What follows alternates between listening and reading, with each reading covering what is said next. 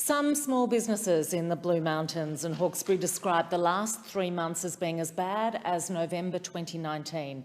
Now, that date is powerful in the minds of my constituents because it's when the smoke started from the Gospers Mountain fire and people literally stopped coming to the region for months.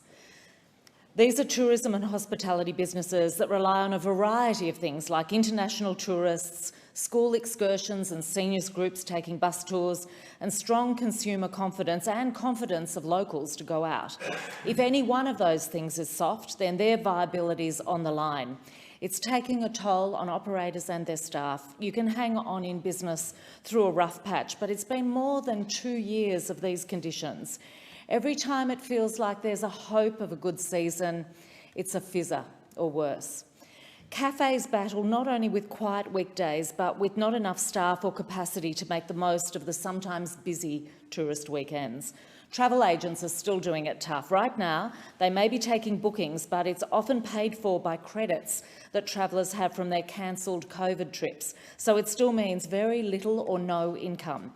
One tells me the grants helped us up to this point, but where we go from here, I don't know unless further grants are available. They're hoping the unused funds from the travel agents' support rounds are going to be made available to those who are still trading. The Federal Treasurer's declined to provide further support for small business, saying in a Sky interview I was watching a few weeks ago, "With respect to New South Wales, I've had requests from other states and the answer's been consistent, which is we're bringing an end to that emergency economic support. We're moving to a more normalised setting." Now, that's not how it feels on the ground.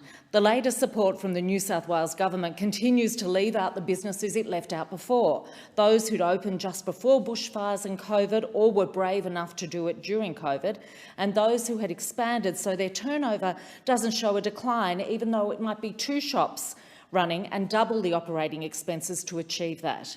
These businesses trusted what governments were telling them, especially about what to expect in the summer we're just ending. False hope from governments that things would return to some sort of normal. Many businesses have closed, sold, retired or given up, and others are just hanging on.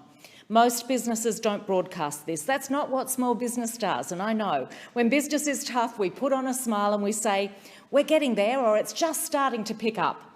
Of course, it isn't all small businesses. Some are thriving, but those who aren't need support. One says to me about his business, "If we can't hold on and we close now, in 6 months' time, governments will be providing incentives to someone else to get the same service up and running.